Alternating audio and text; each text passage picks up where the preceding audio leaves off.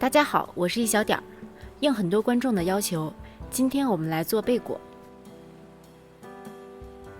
先来制作一个海绵酵头，将水用微波炉加热20秒到温热但不超过40度的程度。如果室温很高，也可以不用加热。加入酵母化开。今天我们使用高筋面粉，面粉筋度高，做出来的贝果更有嚼劲儿。如果你用中筋面粉，最好选择蛋白质含量比较高的。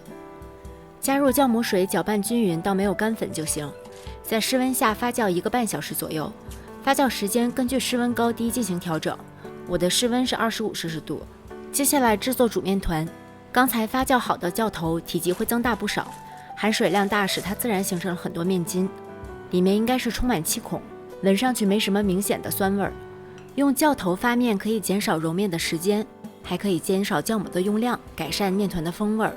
再加入一点酵母，这个酵母称不出来的话，可以拿凉勺量。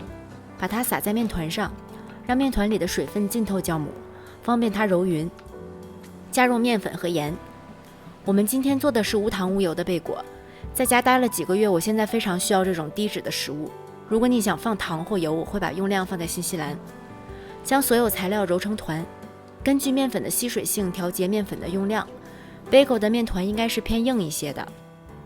我们先醒10分钟，让面团和水充分融合，再来揉面。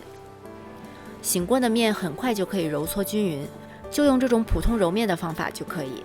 面团水分少，面筋形成的还不好，揉太大力会出现这种裂纹。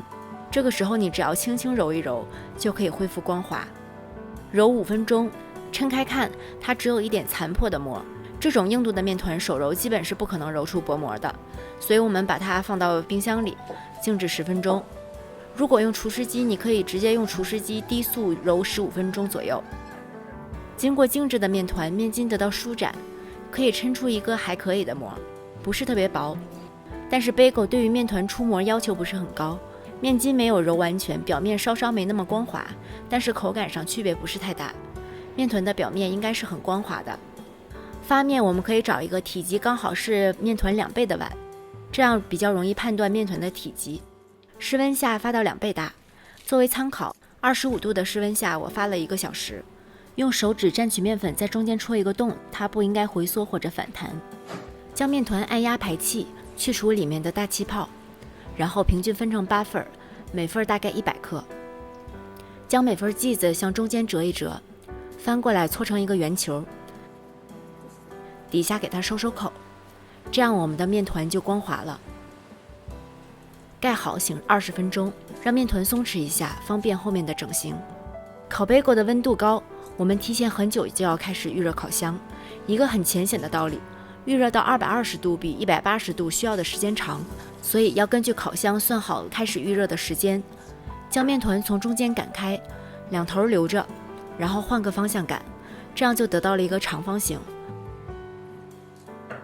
把它翻过来，光面朝下，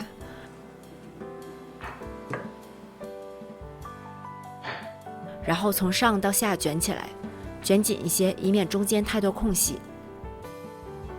底下按薄，然后把接口拧合，把它搓长搓匀，大约25厘米长。